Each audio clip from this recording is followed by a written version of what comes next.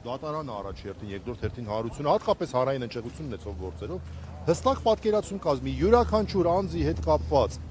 յուրաքանչյուր հանցակազմի տարի, սա շատ կարևոր է, տարի հետ կապված ինչ ապացույցներ կան, քանի որ այստեղ լուրջ խնդիր կա, դրա համար էլ լղոզվում է։ Տեսեք, ես ուզում եմ, որ շատ պարզ ու հասկանալի լինեմ, սա շատ կարևոր հարց է։ Պատկերացրեք, յուրաքանչյուր հանցակազմ ունի ինչ-որ X թվով հատկանիշներ։ Այս ինչ վայրում, այս ինչ մարդիկ, այս ինչ բանը արեցին, դրանք հատկանիշներ են։ Ընդունենք թե 10 հատկանիշ։ Հիմա կարող է լինել 1000 ապացույց, բայց այդ 1000 ապացույցը միայն 9 հատկանիշի վերաբերի։ Եթե մի հատկանիշի վերաբերյալ որևէ ապացույց չկա, ուրեմն դատավարությունը կարող է 5 տարի տևել եւ ոչ մի արդյունք չունենալ։ Այդպես լինել չի կարող պարզապես։ Դրա համար այս փուլը շատ կարեւոր է։ Եվ դրանով էր պայմանավորված մեր շատ հստակ պահանջը, որ առաջին յուրաքանչյուր մեղադրյալի մասով ներկայացվեն ապացույցները եւ երկրորդ դրանք անհատական մակարդակով ներկայացվեն, որ մենք կարողանանք վիճարկել։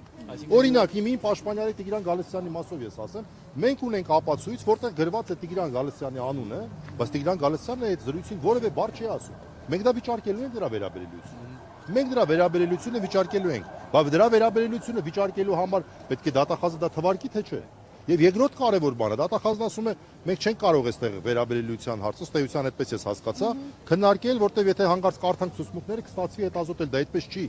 Դա մասնագիտորեն այդպես չի, պարզապես ցանկացած, չգիտեմ հիմա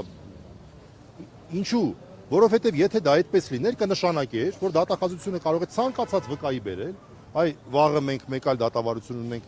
էլի քաղաքական գործերով, այնտեղ դրա դասական օրինակն է։ Եթե վկան ասում է, որ ինքը կոնկրետ դեպքին ականատես չի եղել, բայց նա որպես վկա է կանչվում։ Բայց եթե այդպես, եթե մենք չենք կարող այդ պայն ասել, ուրեմն այս մարդը վկա չի, հարգելի է, բայց ոնց կլինի։ Պարոն Մելքենից ճիշտ հասկացա, որ դատախազը կարդաց նույն այն տեքստը, ինչ կարդացին օգոստոսին։ Ես չեմ հիշում ինչ է։ Չէ։ Մեղադրական եզրակացությունը այլ է, այստեղ գոնե որոշակի խմբավորումներ։ Օրինակ նշվում էր բաներ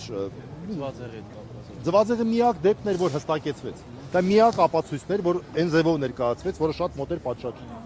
Բայց մնացած օրինակ գաղտնալսման հարյուրավոր գաղտնալսման որ մեկն է վերաբերելի։ Մենք պետք է յուրաքանչյուրի հետ կապված մեր դիրքորոշումը հայտնելու հնարավորություն ունենանք։ Այս մեկը վերաբերելի է թե չէ։ Սա է հարցը։ Սա շատ կարևոր հարց է եւ ես ուզում եմ որ հարությունը հասկանա, որ այդ բուն դատավարությունը հիմա է սկսվում։ Սրանից առաջ քննարկվող հարցերը այո կարևոր էին, բայց բուն դատավարությունը այստեղից է սկսվում։ Այո, խափաման միջոցները մեր յուրաքանչյուրիս համար եւ Փառք Աստծո այս պայմանությամբ ավելի շատ մարդիկ ազատության մեջ են, քան անազատության մեջ, դա մի քիչ նաեւ ֆոն է ստեղծում ավելի աշխատանքային վերաբերվելու այս հարցերին անկեղծ ասած եւ դա իհարկե անազատության մեջ գտնվող Սրբազանն է, Վահագն Չախալյանն է, շատ ենք ուզում օր առաջ նրանք ազատության վերադառնան, բայց ամեն դեպքում որոշակի աշխատանքային տրամադրվածություն կա։ Եվ այդ աշխատանքային տրամադրվածությունը այսօր մենք տեսանք, որ կարծեք թե տպավորությունն է այնպիսին էր, որ դատախազությունը այլ պատկերացում ունի օրենքի դրույթների եւ դա պատահական չի, որովհետեւ եթե օրենքի տարի